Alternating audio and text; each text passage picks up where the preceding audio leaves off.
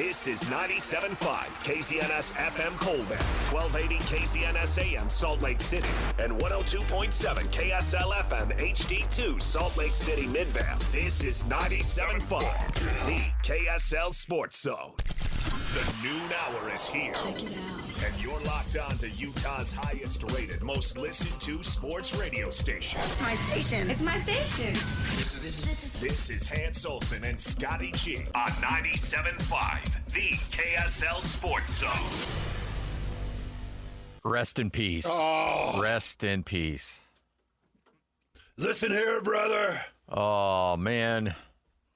That was a gut punch yesterday. Man, when he would get going on his interviews and point that gnarled pointer finger into the camera and fling that forearm and shake that hand and he would start to gravel the voice and you got to come at me if you're going to bring it all, and you're like, oh, yeah. I was 11, 12, and I just get the chills like, don't you dare mess with the Hulkster.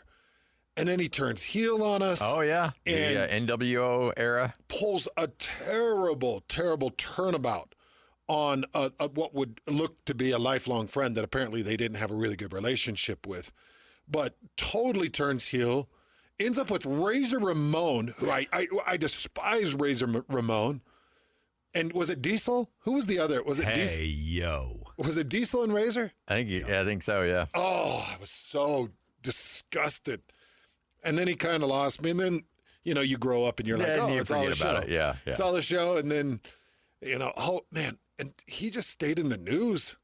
Guy was always relevant. Oh, yeah. For Some good stuff or bad stuff. Yeah. And that's the thing, like, when somebody passes, let's just celebrate the life they lived. I love everybody who's like, well, he did this, but everybody needs to remember he got caught up in this and this and this. Yeah, you know what? Guess what? We all do dumb stuff. We all do and say dumb stuff. You know what? But you can't go without talking about the power of entertainment and sports mixed together and not tell the story of Hulk Hogan. Right. Now, there's some people that, it's like when Theo left, Oh, yeah. I was like, well, how's it going to be when Bill leaves? Because he did a lot of raping. Okay, well, yeah, that's yeah. I think that there are some lines where you're like, yeah. No, there's true. Mr. Huxtable could go and we don't care. OJ was great in Naked Gun. That doesn't mean that. And by the way, everybody on that good cast point. of the Crosbys got hosed because of him because there's no reruns. Yeah, Theo was the first one. Hosed. He's the one that brought it up. He's like, my income stream just got wrecked because I was making all this money on residuals. And now nobody will ever play the Cosby Show ever again. He goes, that was my money, man. Oh, I'd never even thought about that. Yeah, he was ticked. That would have been like Charles Ingalls, like Michael Landon coming out with a terrible habit and getting the entire Little House series canceled. And my uncle would have lost all of his all the residuals. Yeah. That'd have been terrible because he's made a lot of money over a lot. Oh, I bet. His family's made a lot of money over the years. Yeah, and it decreases through time, but still at that point, they were still making good money. One of these days, I'll tell you how much, like the Friends residual package. When I was over at K-Jazz, I got. You'd heard of the Friends residual, or what? Even like a local Salt Lake City station was paying just for the rights to run reruns of Friends. Well, what's crazy now is... Oh, it was crazy. Like residuals for Little House on the Prairie, any streaming service that gets put on and is purchased or streamed, there's residual there.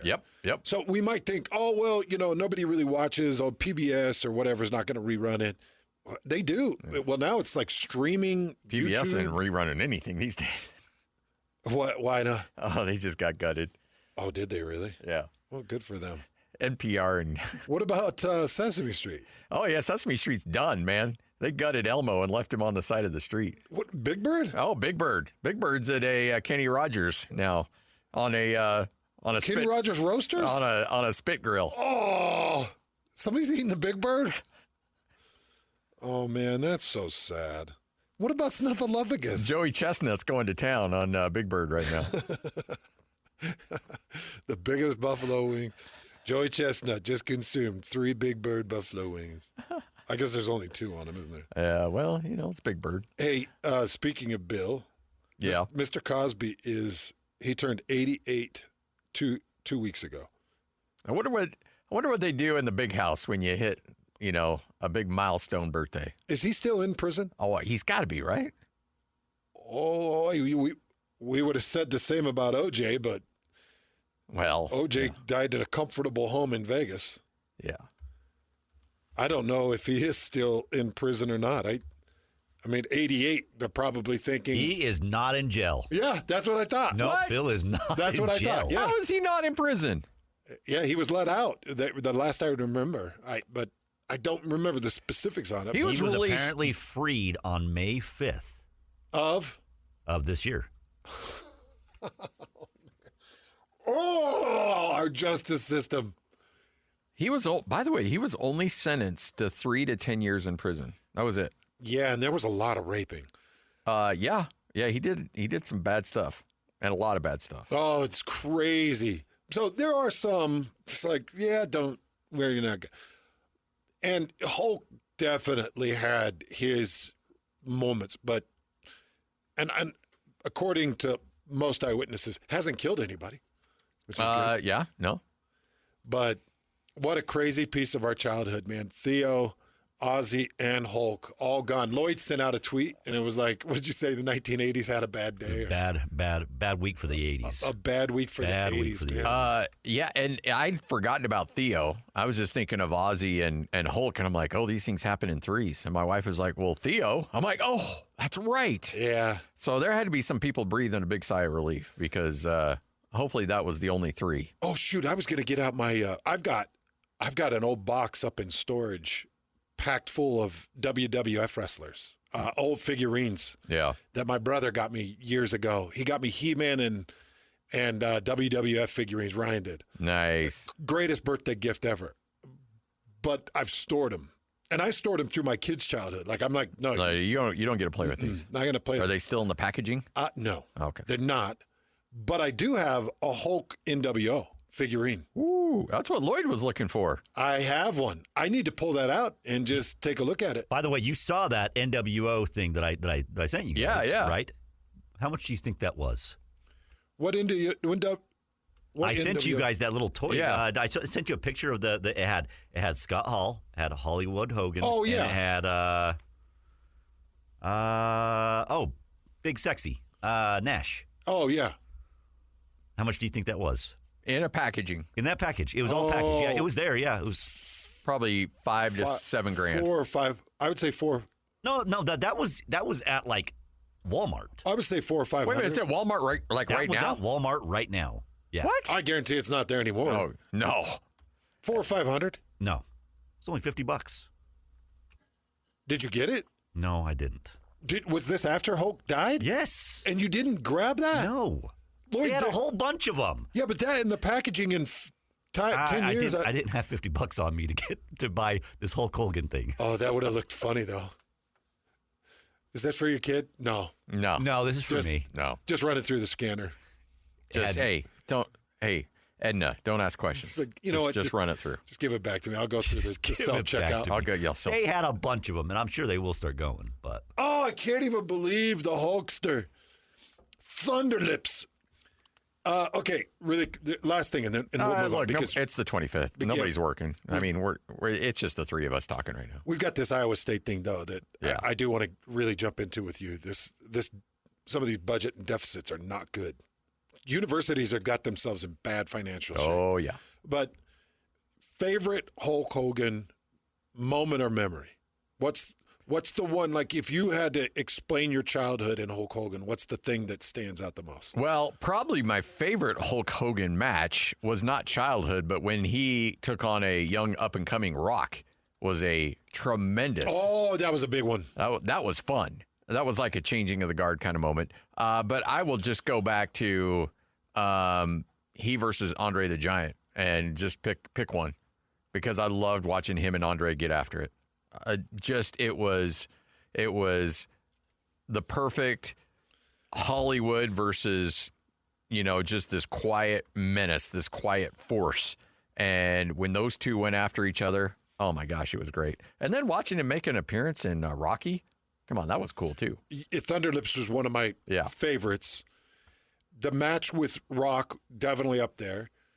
the body slam with Andre the Giant is high. But this was the thing that stood out in my memory the most. And I don't know if you guys remember this. It ran for 3 summers in my childhood. Hulk Hogan's Rock and Wrestling. And it was every Saturday morning, 1985, 1986, and 1987. They ran reruns from like 87 to 89. But it was Hulk Hogan's Rock and Wrestling, and it was a cartoon. And it featured Hulk Hogan, obviously, but it had Junkyard Dog, who was one of my favorite wrestlers, Captain Lou Albano, Andre the Giant. It had Jimmy Superfly Snuka, Hillbilly Jim, Tito Santana, Rowdy Roddy Piper. And then the bad guys that they were always fighting were the Iron Sheik. I love Iron Sheik. Nikolai Volkov. You remember Volkov was another bad dude. The Fabulous Moolah, Big John Studd, Mr. Fuji. You remember Mr. Fuji? I think showed up in a James Bond or two. Yeah, he did. The hat. With the hat. Yeah, the hat that would chop heads off. Bobby the Brain Heenan and Mean Gene Okerlund. It was the second greatest. It was the fourth greatest cartoon of my childhood. G.I. Joe. Number 1. He-Man. Number 3. You know what I'm talking about.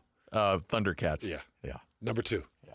G.I. Joe, Thundercats. I love that you got those. Yeah. G.I. Joe, Thundercats, He-Man, and then right there was Hulk Hogan's Rock and Wrestling. And I had not remembered how good that cartoon was until he passed, and I'm like, geez, I remember every Saturday morning. And that's right in the prime of our childhood, Scotty. Sam Farnsworth says, yes, hands, that cartoon was the best. Attaboy, Sam. I'm glad Sam remembers it. I don't remember it. Oh, Scotty, it was so good. Better than Scooby-Doo. Oh, yeah. Better than... I'm sure. Peanuts. Better than... Come on, it's no DuckTales, though. Better than DuckTales. Oh, okay. Let's not get crazy here. Don't get weird. Huh? Don't get weird. It was better than DuckTales. Yes, no, it was. False. It was better than DuckTales. It was better than DuckTales. Now, I'm not afraid to admit, I was a Smurf kid. I loved the Smurfs. It was better than the Smurfs. But it was my... I never watched. I could never get... I would watch these guys go from real life wrestling, to the cartoon screen doing crazy things. And it was like, oh, I'm connected. I know these guys. They're awesome. It was He-Man, Transformers, and DuckTales. Your top 3. That's my top 3. Transformers 1, DuckTales 2, He-Man 3. Transformers doesn't make my top 5. Oh, really? I love Transformers. Oh, my gosh. I was all in on... Scotty, Transformers for me was like He-Man for you. Can we just go back to 85? I want to so bad. Did your mom and dad let you eat cold cereal? Oh, yeah. I could eat cold cereal on a Saturday morning. Like that was... And we didn't have name brand... Let you eat cold cereal. Yeah, because it was expensive. I mean, it was kind of looked at as a luxury item in our house. Okay. It was like, especially if you get like a name brand, like a Lucky Charms. Yeah. We were a big Captain Crunch family. I wanted Lucky Charms so bad, and Lucky Charms was not typical. So you ate a lot of cream of wheat? No, a lot of Raisin Bran. I'll be honest. Like if I was going to dabble in cold cereal, it was probably Raisin Bran. Well, cream of wheat's a warm cereal. That's but you can butch up cream of, or Raisin Bran with some sugar. Absolutely. You hammer that with sugar, and the raisins feel like sugar-coated raisins. Yeah, exactly. Yeah, no, you can make it work. You can turn that into Frosted Flakes real fast. The other one I hated that I had to get into was grape nuts. Oh, everybody wanted you to eat grape nuts. And it's healthy. And that took a solid, for a single bowl, that took a solid half cup of sugar to make those work. It did, and it all sunk. Yep. And you take a bite, and you're like crunching in. Yeah. But that Saturday morning cereal, not a care in the world. You got your best friend. You're about to pull the rotary phone out and hit him up for a Saturday bike ride. I thought you were talking about Christopher. Don't bring Christopher up, because Christopher did watch every episode of Hulk Hogan's Rock and Wrestling. Christopher was a dude. I know Christopher was a dude. He was a dude. You didn't even see his pinstriped overalls. Like he had handmade pinstriped overalls. Did Christopher also take place of the? Do you remember the old Hulk Hogan? Wrestling the old buddy? squeezable. The squeezable butt. No. Okay. Nothing took place. Christopher chilled for a bit. No, but what I'm saying is Christopher would be your wrestling buddy instead of the Between Hulk. Christopher and the cat whose name we cannot announce on the air, it got our guy through some tough times. And Gizmo. That's Gizmo, my dog. But I think Gizmo eventually got a hold of Christopher. And the pantyhose that Christopher was made out of absorbed a lot of the saliva. And then Christopher's face started to stink a little. But Christopher was a homemade Cabbage Patch. He was great. Good friend of mine. Oh, Gizmo, no. Gizmo, no. Well, he's like a Mississippi bloodhound. Once he gets started, you just got to let him go.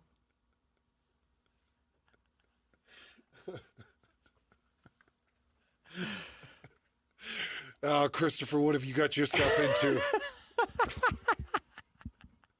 Kind of mess you in now, bud. Hey, good luck getting out of that one. Oh, Saturdays were the greatest. They were. Hulk. We'll miss you, bud. Thanks for the entertainment. See, we were cold cereal Monday through Friday, and then Saturday was our hot breakfast. Oh, you got a hot breakfast on Saturday? Because Dad was going to take us outside, and we were going to get some work done. Yeah, so you had your morning cartoons. Okay. You get up at 6, watch your cartoons, and Mom would have the scrambled eggs and the bacon and stuff. And then it was, okay, now we're going to go do some work. So this is where I need to admit something to you, because a lot of people may look at you and I like, oh, they're small town Idaho boys. Both of them are ranch, both of them farmed, both of them had busy Saturdays. Until I moved from the city out to the country, and which I was 9 years old when we moved from Weiser City out to middle of nowhere Weiser country. And my best friends when we moved out to the country became ranchers and farmers. And what do you do on a Saturday morning? You go help them. You go help your best friends. So when I turned 9, that's when I started having to milk cows and separate bolts and screws and nails and stupid stuff and go feed and gather eggs and all that crap. Move pipe. Oh, moving pipe. And by the way, Robbie Rotson, I know you listen. I think he's up around your area. Oh, okay. I loved it, Robbie.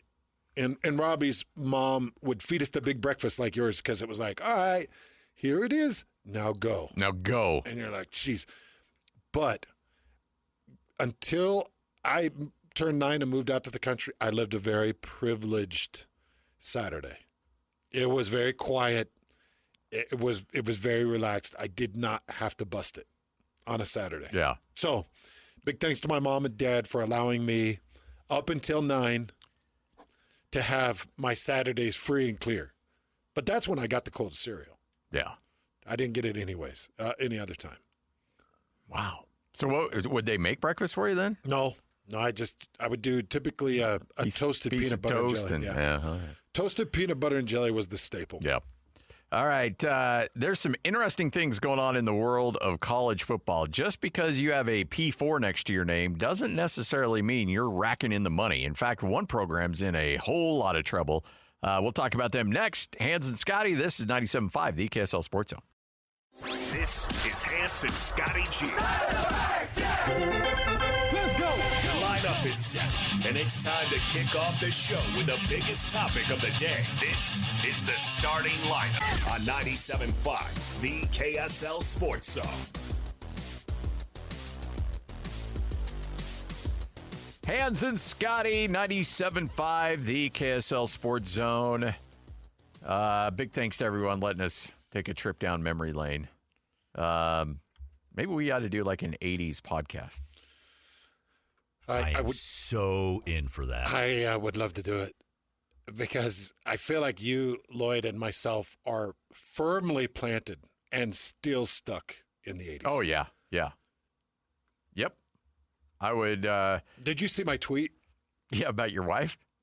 Or no, you did. Oh, well, yeah, that. She didn't have that same kind of sorrow that you did? No, she was heartbroken about Kobe Bryant for like 3 weeks and I'm moping around. Hulk Hogan dies and she's like, "Who?" I'm like, "Hulk." Yeah. Like, it's Did best you tell her, Let me tell you, brother. Let me tell you, brother. No, I just said, if you need me over the next couple of days, I'll be up at Mom's house. I think it's best if you and I go separate ways for a couple of days while I heal. Yeah, let's. We need a little alone time today. Yeah, but we were able to patch things up. Oh, that's good. That's good. All right, you stumbled on a story about Iowa State today that's it's not actually pretty alarming. Well, I'm a little bit worried, and it is a little bit selfishly driven. The worry is selfishly driven because I've got amazing girls. I've only got one girl left that has college eligibility, but the strings are starting to tighten, and I'm feeling like the windfall is coming, and I'm worried about it. So this story today talks about Iowa State University and their athletics budget deficit. They're facing a $147 million budget deficit through 2031. They're talking about a $25 to $27 million deficit annually that projects through to 2031. And everybody can talk all of this business, and they can bring up all of these different ways to raise money or generate revenue. But Scotty, you and I and Lloyd, we've been in this business a long time. We've been in business a long time. Yeah. What happens when there's a budget deficit?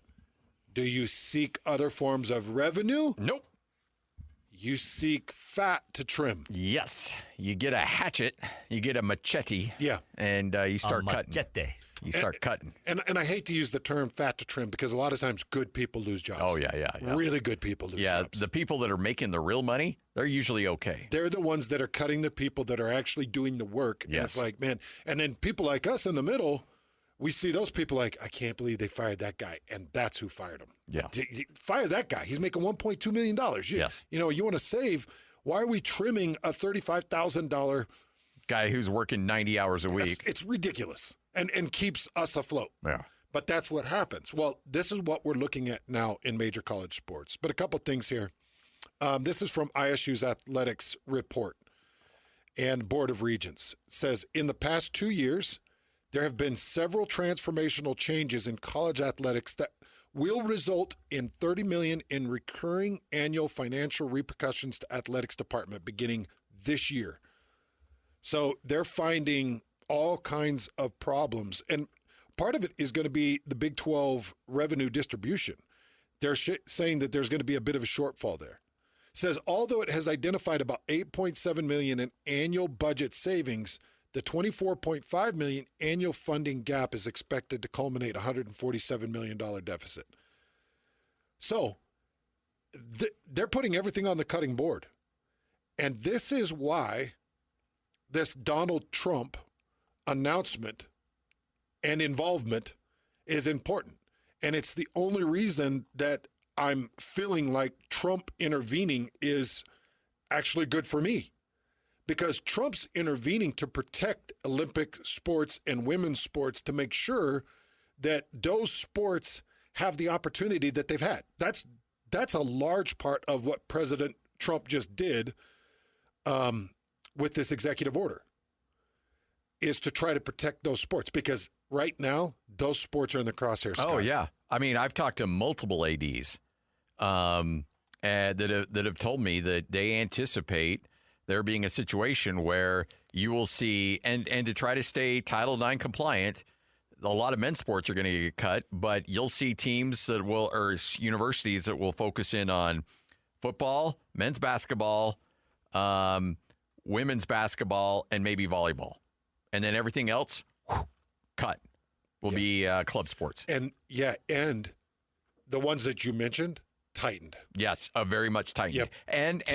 And one school who, let's just say they've got a swimming team, women's swimming team, or a women's track team that they like better than volleyball's gone. Volleyball's out. Yeah, everybody's going to be a little different. So Iowa State in this report is expecting NCAA and conference revenue. Now remember, why is this important? Well, because we've got two teams in the state that sit in the same conference. They're expecting NCAA and conference revenue to drop $2.2 million this year. Wow. Due to the House settlement and the NCAA needing to absorb the costs, thereby reducing the net revenues available to distribution to member schools. So Utah and BYU could potentially face some of this deficit. Lloyd mentioned the report from the University of Utah. Was that a year ago or was that 2 years ago? That was for the 2024 fiscal when they were down $20 million. It was actually, I went and looked because I was like, I think it was just under 20. It was $17 million. That was their deficit. So Iowa State's got them beat, but even Utah was like, hey, we got to figure some things out. Well, I just saw a story when I was doing research on this when we talked about it this morning. Just 2 weeks ago, USC laid off 12 people in their athletic department. And it was all because they're financially in a rough spot and they've got to find a way to come up with $20 million to divvy out to the athletes in the House settlement. How many did they let go? 12 full-time employees.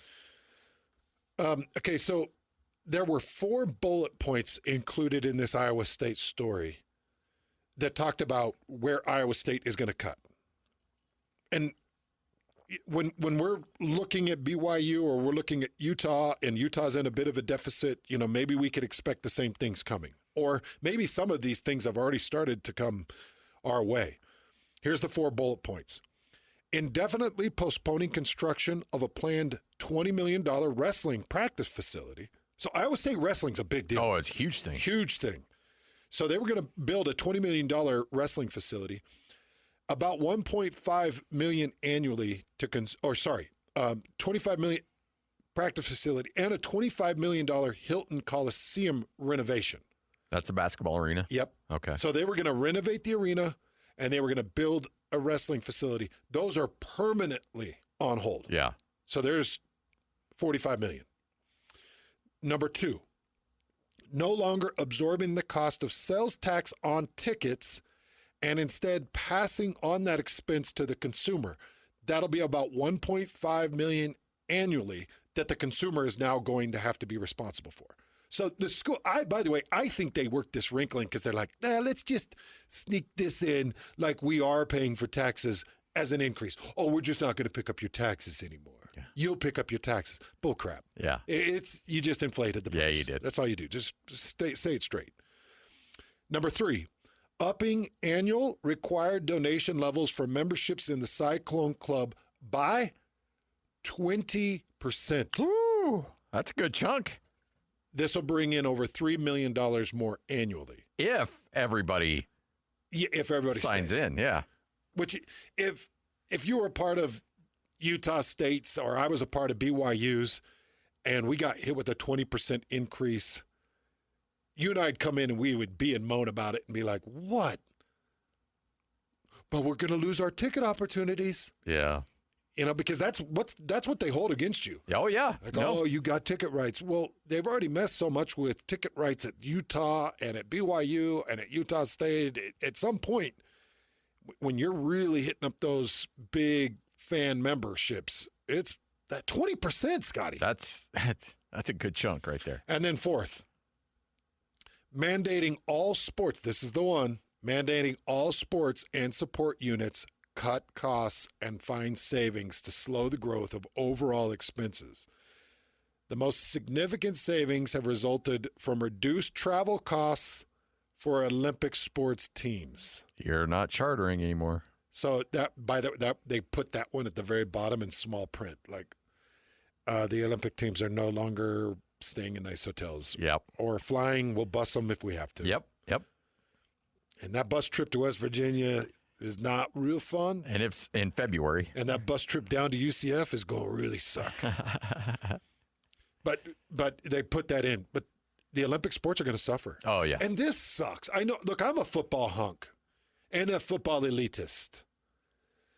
So this brings me to one strong and final opinion on all this mess. You have to separate football and you have to make them employees. Yep. That's it. 100%. And let Trump's executive order rule and demand over everything else, because I don't want those opportunities taken away from the wrestling team. I don't want them taken away from the swimming team. I definitely don't want them taken away from the women's volleyball team for the next 8 years. Yeah. After that. Definitely. After that. Because my Rai Fawn is my best volleyball player, Yeah. and it's not close. She just made a big-time team over the weekend. Oh, yeah? Oh, yeah. That's awesome. Yeah. Congrats. I'm so proud of her. But, because you called me, I was at her tryouts. Oh, okay. Tryouts for these clubs, there were 20 people for one position. 20. And good. And I'm looking around like, oh, crap. Like, you better get ready to have your heart broke. But it's crazy how competitive. But here's the problem. If you remove the goal for these young women, you think about the impacts of all of it. Now, it would not, break my heart if we saw club volleyball get a major reform. Like, I wish this was happening to club volleyball because, as I've mentioned multiple times, you're $10,000 plus now per year per girl. I'm not afraid to put that out there. I mean, why would anybody want to hide that? That makes me hurt inside. That's where you're at. Yeah. But if there's, and the reason you do it as a parent, number one, it really helps self-esteem. Number two, it helps them express their physical, their sports and competitive balance. Yeah. And it's a nice friend base. And, nowadays you got to keep kids off their phones. You got to keep them busy. So you're paying for a lot of things. But ultimately, you're paying to give them an opportunity to have one of these scholarships or spots or degrees, or because every time you take that step of an achievement, you see your kid build the confidence.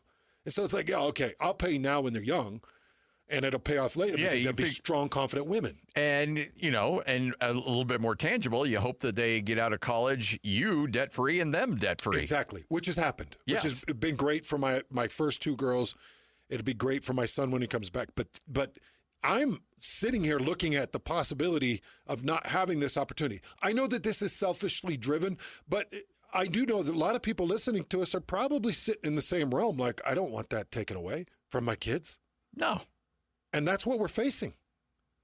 And that's why what Donald Trump is doing with his executive, love it or hate it, it doesn't matter to me. Like, I want the opportunities for my daughter to remain and not be tampered with. The way you're going to be able to do it, you got to separate football and you got to make them employees. So Dan Wolken's going to join us coming up at 105. And my question is, good, too. Yeah, my question on this is, and we'll talk specifically about this executive order, is sometimes executive orders have a lot of teeth to them. Sometimes they don't.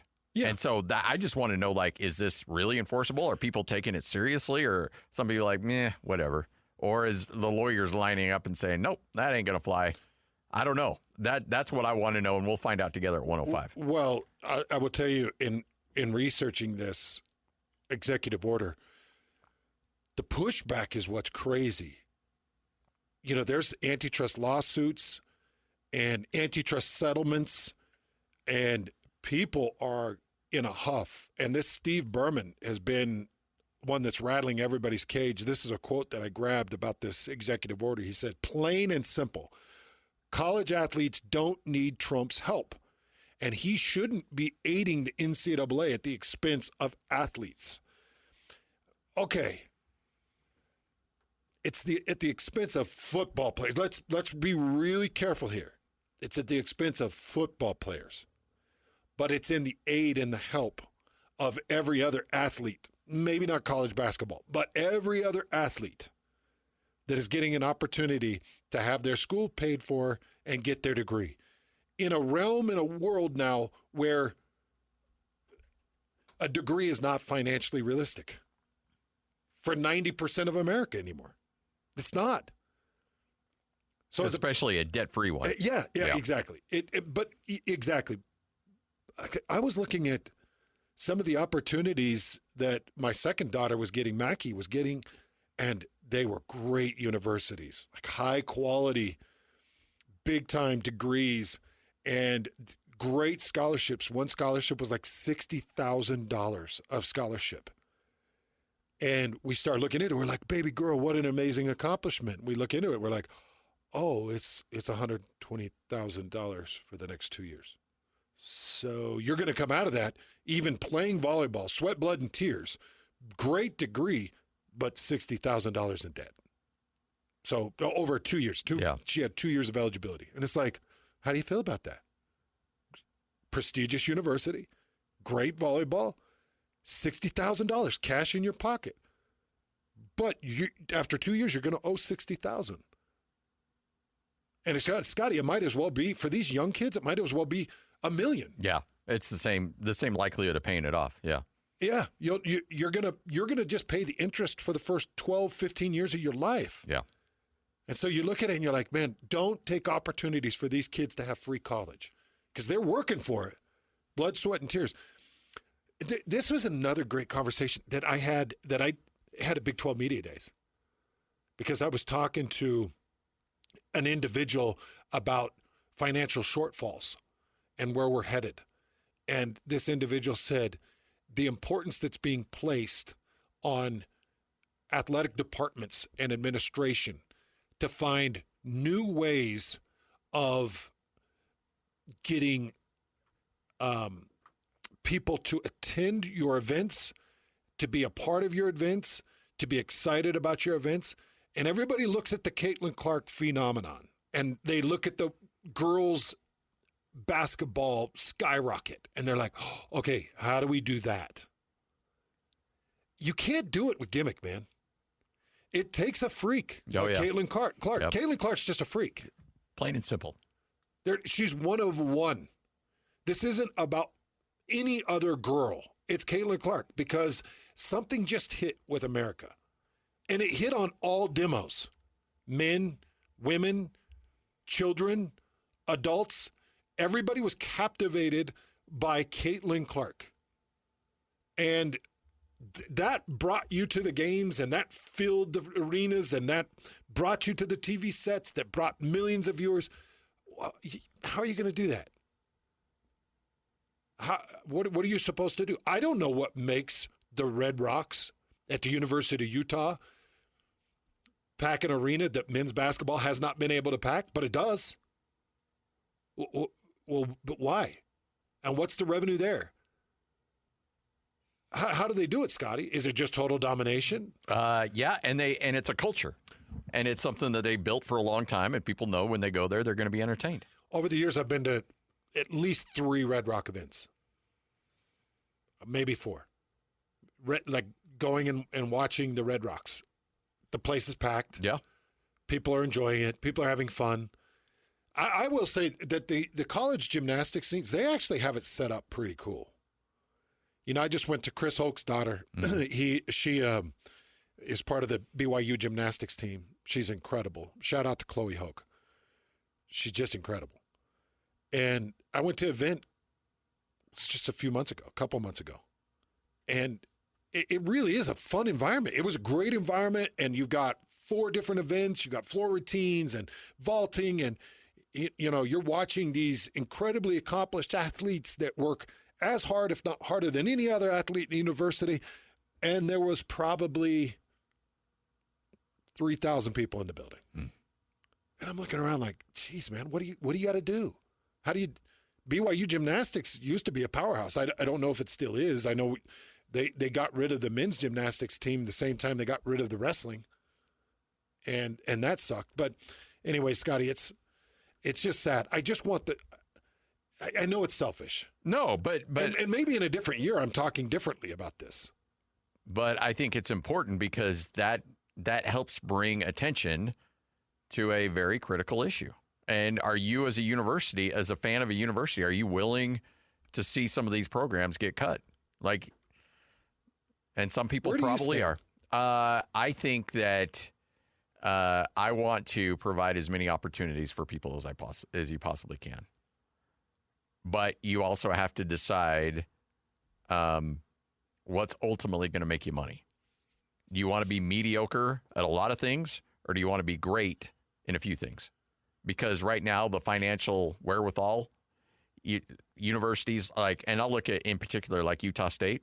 Utah State will not be able to have a high-level football and basketball team and support a bunch of different other sports as currently constituted. They just won't. Now, I think there's teams like Oklahoma, yes. Texas, yes. Frankly, I think BYU, yes. But Iowa State, no. Iowa State's in the middle of nowhere. They don't have a ton of corporate money. They've got a good donor base. And they've had good sports. Mm-hmm. But here's the thing. They're not generating a ton of money. I mean, I was telling you a story during the break. There was a P4 AD that told a friend of mine who was also an athletic director in the middle of COVID, he's like, we have to get games back in 2020. This was, around July of that year. He goes, if I don't have that TV money coming in, I will not be able to make my athletic department payroll by September, October. That's why there was this push to play games. So bad. And this was a P4 program. This is not a Weber State, Utah State, Southern Utah. This was not a G4 or an FCS school. This was a Power 4, at the time, Power 5 school that was scared to death that they were not going to be able to pay their employees. Do people know that during COVID, there was a university here in this state that sent coaches home for unpaid days? Yeah, furloughed. Yeah, they were furloughed. Are people familiar with that? Or was that more secret? I can't remember if that was told to me in private or if it was public. It was public? Because even the athletic director announced that he himself took a furlough. There were men and women that essentially just went and sat at home on a non-paid day. Yep. They had, I think, 2 weeks or something like that. We understate the fear that hit the sports scene in that time. Oh, yeah. And how quickly sports became so not important. Sports figures became nothing.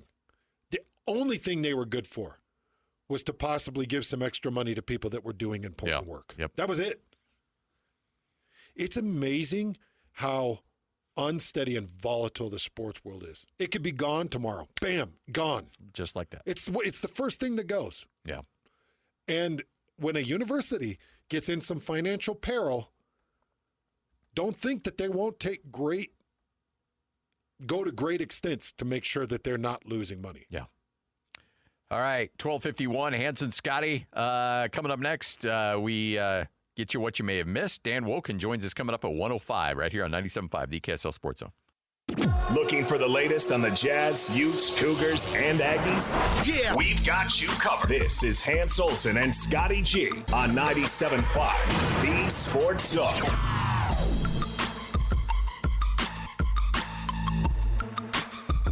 All right, Hans and Scotty. Dan Wolken's going to join us coming up here in a couple minutes. Hans, you and I had an absolute blast down at Spanish Fork at the Bar W pop-up location. And by the way, those Bar W steaks, guess what? We're going to be spending some time with them this weekend. But, we love being out and about with clients and representing people, and we want to represent you as well. So if you have a business or if you have a service that you need to you need a little help with, you need to get the word out, Hans and I are here to help you out. Yeah, we'd love to. And we'll come up with creative ways and ideas to extend your brand and make it really pop for people. But Scotty and I love to represent companies, and we'd love to represent yours, whatever your brand is. It can be sunglasses. It can be a bicycle shop. It can be Turkish hair restoration. Hell, it could be hot yoga. Scotty and I will come in John Stockton shorts, no shirt, and we'll hot yoga it with you. Like, if that's what you want, if you want sweaty, stinky Hanson Scott to represent, we'll do it. We got you. Or if you just want us to talk about it on the radio and not get sweaty and shirtless, we'll do that too. Which is a better option. Which is probably in your best interest. But I'm just saying, we're flexible. However it works, we'll make sure we're there. But please send the name Hans, H-A-N-S, to 57500. 57500. Text the keyword Hans. One of our friendly sales associates will get out to you. And if nothing else, you have some information. Whether it works for you or not, whether you're able to pull it off or not, that's all right. we love you regardless. But at least you'll have some information on how to go forward. Hands to 57500. That's keyword hands, HANS, to 57500. This is 97.5, the KSL Sports Zone. Number one. Miss any part of the show? Every moment of every show is available in podcast form by searching Hans and Scotty on your favorite podcasting platform or online at KSLSports.com. This is Hans Olsen and Scotty G on 97.5, the KSL Sports Zone.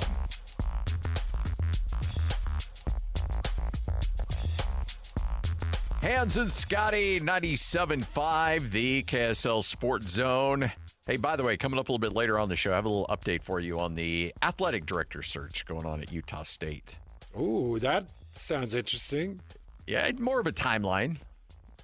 I don't have names per se, but I have my list of names that I think that they should go after. One in particular. Yeah. A new one or one of the five that you told me? One that is, no, he was part of the group that I talked about before. But, Okay. Yeah, I'm leaning one over others right now. We'll talk about that coming up a little bit later on the program. Joining us now, national columnist for USA Today, Dan Wolken, kind enough to join us. Dan, how you doing? Hi, Dan. Hello, what's going on? Not just another day in paradise, getting ready for the start of the college football season. But here's the thing. There's so much stuff going on in politics these days, and a lot of grandiose things and gestures and things can be made, and you're never really sure if they have teeth to them or not. So I'm curious to know, when you saw the executive order come in from President Trump, is that thing actionable? Is that something that has teeth to it, or is it a lot of political bluster? Yeah, I think mostly it's unenforceable. You know, the part in there about the Federal Trade Commission and the Department of Justice, in theory, could have an effect on some of the antitrust cases, but at the same time, you know, they aren't in charge of what the legal system, the justice system, is going to process. So, you know, look, I don't know if it was particularly helpful. There is a bill going through Congress right now. You know, it's a little bit unclear, but, you know, all of these executive orders, especially when they don't really involve the executive branch, you know, an agency in the executive branch, it can be a little bit tough. You know, so you can say, oh, well, no pay for play. Well, what does that mean? Who enforces it? Like, it was vaguely written. I think it's more of a PR thing than anything, but, you know, everyone is going to sort of line up to embrace it in the college sports world because they're pretty desperate to get their arms around some of this NIL stuff. So, Dan, I think the order probably hit everybody a little bit differently. I've had two daughters take advantage of college scholarships through volleyball. And I've got one daughter left at home that projects to be really good at volleyball and should be able to get some amount of her college paid. And one of the things that stood out to me in this piece was Trump saying a national solution is urgently needed to prevent this situation from deteriorating beyond repair and to protect non-revenue sports, including many women's sports. So it feels like this is an effort to at least protect some of the more vulnerable sports and vulnerable athletes that could be hurt from these things. Is there any action on that end of things where maybe the government and maybe Donald and this executive order could help protect those? I don't know. I mean, look, it gets into a pretty gray area. Like, do you really want, you know, the government mandating certain things about how schools allocate scholarships? Like, it gets into a very weird area. Ultimately, executive orders, you know, are not going to stand the test of time in the way that legislation would. But look, these schools, a lot of them are worried about budget cuts, you know, and if you got $20.5 million that you have to share with your athletes, and by the way, there's going to be more lawsuits on that as far as Title IX and equity. Like, come on now, like this thing isn't over by a long shot. So, the schools are just sort of standing by. We've seen some non-revenue teams be cut, but I think that this needs to be talked about in a more holistic way, because I don't think it served anyone very well to say, well, we got to spend all this money. We don't know what to do with our budget. That means we have to cut sports. I don't think that's true. I don't think that's ever been true. I think it's a little bit of a propaganda technique to get what they want. And I do think it's time people start to think about other ways to fund this stuff. What I mean, if I put you as whether you're signing a executive order or you're running the world of college athletics, how would you propose funding that? What are some of your options there? Well, first of all, and I didn't write about this today, but and I've always said this, universities can choose to invest in whatever they want, right? And what I mean by that is the athletic department is a separate budget from the larger university, okay? And when you're talking about the non-revenue sports, the biggest source of money that's required to run them is in scholarships. And so with the snap of a finger, a university president could say, you know what, we're not going to make our athletic department pay for that scholarship. We will absorb the cost of that. Because you're talking about a university's got a $1 billion budget as opposed to an athletic department that might have a $100 million budget. It's just a totally different scale, right? And literally the athletic department pays the university the cost of that scholarships. I mean, no one ever talks about this but me. I'm literally the only one who seems to talk about this, but universities could absorb that cost if they wanted to. And they do it on a variety of other things in terms of how they allocate scholarships and who they give free education to. So why not sports as well? What I wrote about today at USA Today was another way I think that could be funded, which is basically that the government subsidizes Olympic sports. And people may roll their eyes or think that's radical, but literally the United States is the only major country in the world where the Olympic development program receives zero money from the federal government. I think there's a way that could change, and I think if you want to talk about how do we save some of these sports, I think that's a way to do it. Again, another shaky line to walk, and that's a very unsettled ground when people think about all the troubles in this country, and it's like, well, we're going to start giving money to athletes, and it's like, well, no, I understand that for sure, right? But like the federal budget is a massive beast, and honestly, like if you want to just dip a little pinky toe into the political arena, neither political party that runs Congress, it goes back and forth. None of them have ever shown any interest in actually, cutting spending, right? And honestly, you could run this program with a relatively small amount of money, an amount of money that, you say the raw number and people would go, oh my God, that's a whole lot of money. But really, in the grand scheme of things, very, very small amount of money. I don't think it would be that controversial. Dan Wolken, kind enough to join us right here on 97.5. The KSL Sports Zone does a tremendous job for USA Today covering college athletics. We talk about the presidential order. What about the SCORE Act? Does that have any legs? Because that looks like that's right down the middle on party lines with one side not in favor of it, the other side in favor of it. Does that have any legs to it at all? Well, you're going to have to get 60 votes in the Senate to pass it, right? That's where you start. And I think as it is written now, that's going to be extremely difficult. And the SCORE Act has been criticized, not just by Democrats in Congress, but by state legislatures and by attorney generals and by all of the professional leagues. I don't think it's a very good piece of legislation, to be honest, from what I've seen, because, think about this, guys. The Big Ten this week has been trumpeting this proposal to add this play-in game, right, before the college football playoff. We've already expanded the college football playoff They want to go to 16, which means it's going to take 4 playoff games to win a national championship.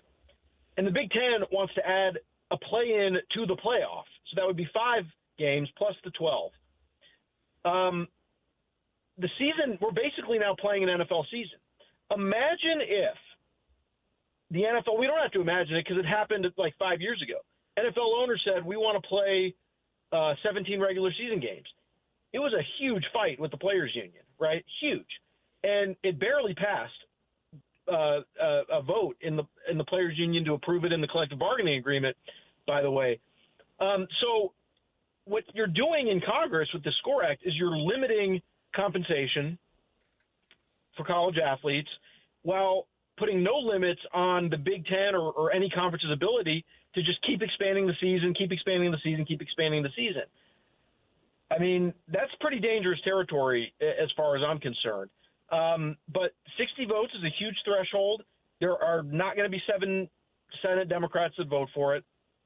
Could the Republicans, find ways around that, attaching it to other bills? Like there's different things. I don't know all the rules of the Senate. I'm just, sort of relaying what I've been told. But it's going to be a big fight, that's for sure. And I don't think it's a guarantee. So I grabbed a quote from Louisville coach Jeff Brom. He was talking about what you could do or what somebody could possibly do. And he was kind of just frustrated with it. And he said, the best way to do it is to make it where players are employees and you have a salary cap. If players are getting paid, why don't we just do it the correct way? The amateurism isn't there anymore. Let's not pretend that it is.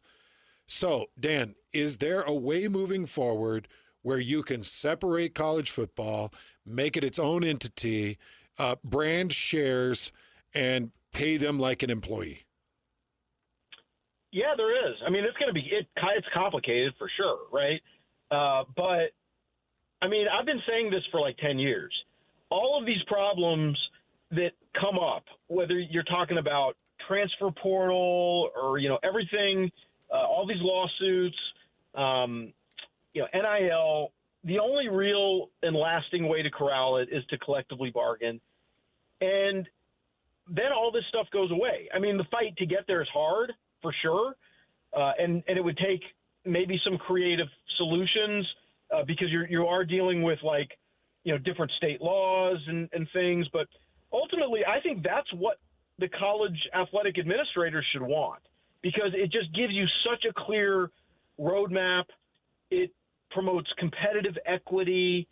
I don't see the downside. I think that there is a lot of, some ideological hurdles, but when we're already to the point where they're employees. I mean, these guys are getting paid to play football for the university. I mean, you can try to find any sort of technical loophole around that, but we all know that's what this is. They're getting paid to play football at a university. What does that make them? That makes them an employee. This stuff isn't that hard, American Conference, I keep saying American Athletic Conference, but American Conference Commissioner Tim Pernetti brought up an idea of bringing all revenue in and collectively, as all conferences collectively negotiating their TV deals. I can't imagine Big Ten and SEC would sign off for it, but he thinks he could triple, quadruple revenue. Do you think that's pie in the sky, or if they were all able to come to some page, is there some truth to that? Well, as some very smart people pointed out, in order to make that happen, you would actually need an antitrust exemption. And then it all starts to make a lot more sense, right? But Pernetti is not wrong about the fundamental numbers, that if you pull it all together, and sold it to one entity, it absolutely would be more valuable. We've seen examples of this in other sports, 100% true. B would be very complicated, maybe even more complicated than the union collective bargaining situation. But that's the key, and that's what he didn't say. And I'm not trying to criticize Pernetti. I mean, I think Tim Pernetti is one of the brightest people going in college sports right now. But to make that happen, you need the antitrust exemption. And ultimately, that's what they want. Man, Dan, these things have gotten crazy, haven't they? You've been doing this for a lot of years. Is this wild or what? Hey, I mean, it's funny. I was talking to somebody the other day from Utah, and I was reminiscing about 2005 being in the press box at Rice-Eccles Stadium on a Thursday night covering Air Force, Utah, or Urban Meyer, Alex Smith team. And, I was a really, really young guy. And, probably at that time in my career, I was thinking, man, you just get to go and watch and cover these games. And that's what sports reporting is. Right. And, here we are 20 years later, and it's not that anymore. All right.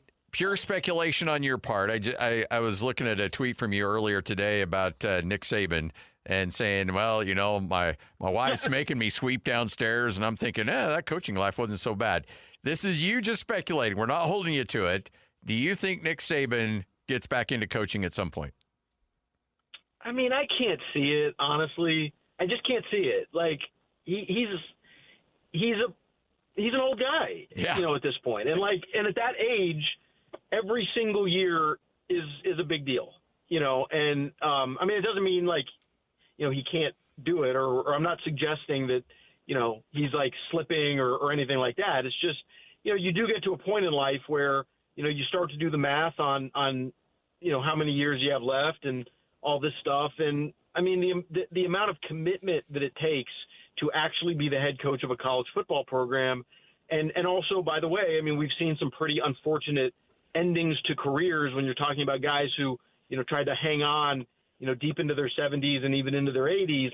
I just can't see it. Along that same line, will Bill Belichick be successful in the ACC with UNC? Well, that's the most interesting question in college football this year. I mean, part of me wants to say absolutely. You're not playing or you're not coaching against, week in and week out, the best minds in football. And, you get a few players and you've done a great job of development, which I think he's capable of doing, and you out-scheme people. Yeah, you can be a 10-2 team pretty fast in college football if you're that good. Part of me wants to think that, but also part of me has seen all the other stuff that's gone on around the program and the Jordan Hudson stuff. And we can all be honest about it. It's really weird. And you just sort of wonder if this is a circus. The truth is we're just not going to know until maybe mid-October. So I could argue it either way. It's a jump ball. I'm fascinated by it. Dan, we appreciate it. Thanks for making time for us, and look forward to catching up with you again soon down the line. Thanks, Dan. Appreciate it, guys.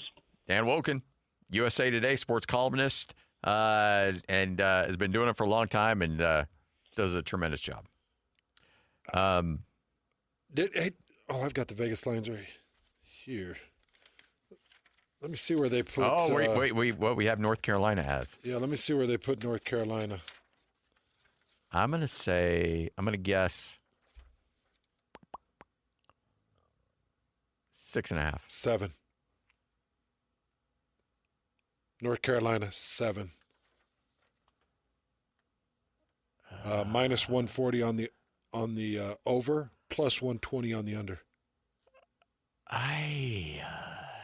Yeesh, I don't know. That's a tough one.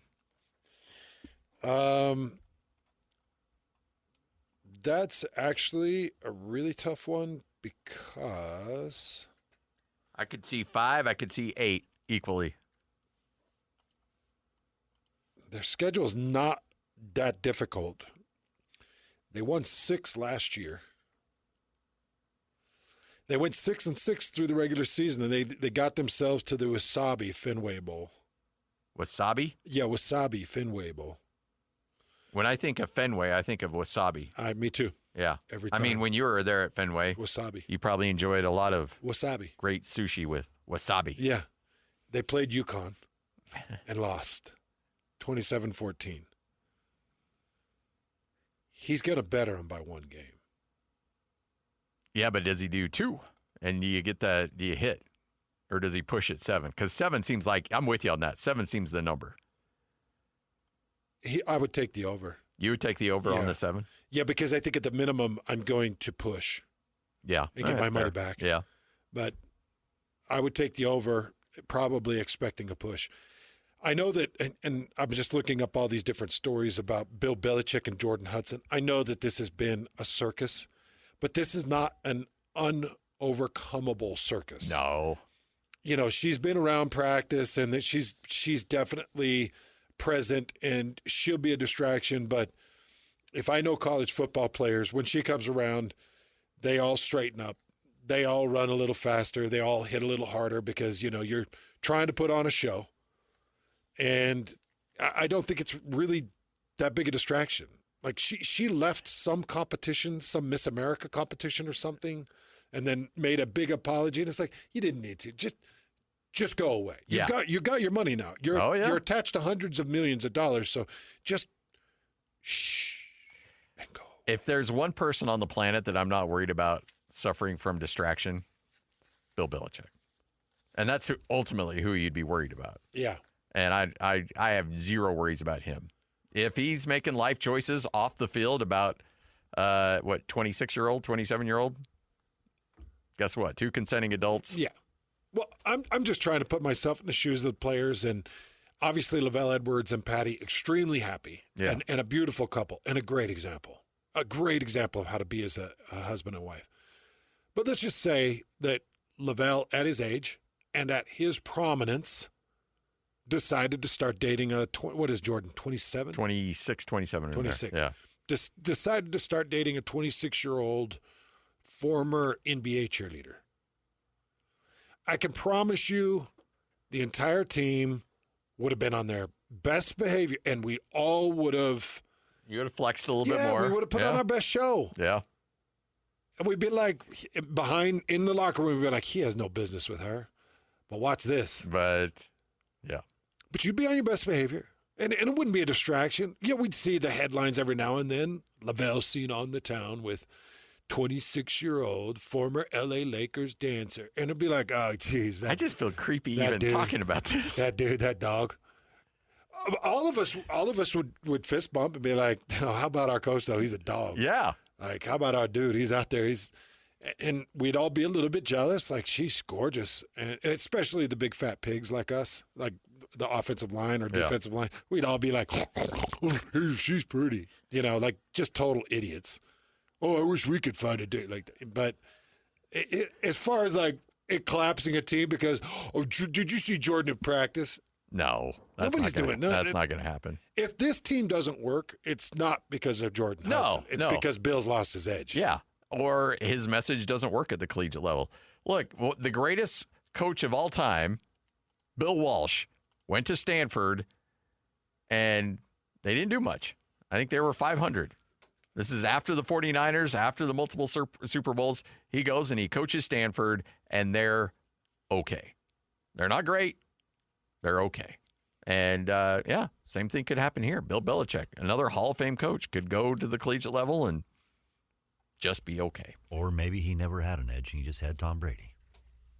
There you go. Yeah, would this be a further detriment to his legacy? Because Tom Brady won without him. I think it absolutely could be. Bill didn't win without Tom Brady. Yeah. Did Tom win 2 Super Bowls or 1 without? Just 1. But he did it at Tampa Bay, of all places. So. And at an old age as well. Yeah.